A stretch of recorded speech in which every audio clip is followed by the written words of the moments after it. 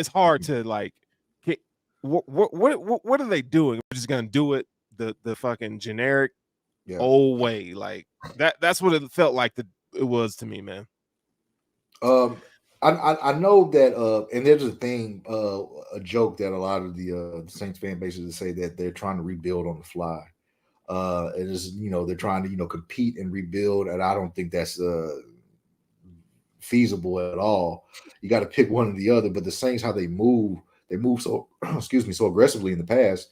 You would think that, but now, I see that, it's a little bit more reserved here. They're not trying to flip the roster. They're looking at certain pieces and positions that they need to slowly overturn. And I don't, like I said, with this roster and how it's looking, I don't have them, winning the division. I have them, if they make a playoffs, that's our Super Bowl. That is our Super Bowl.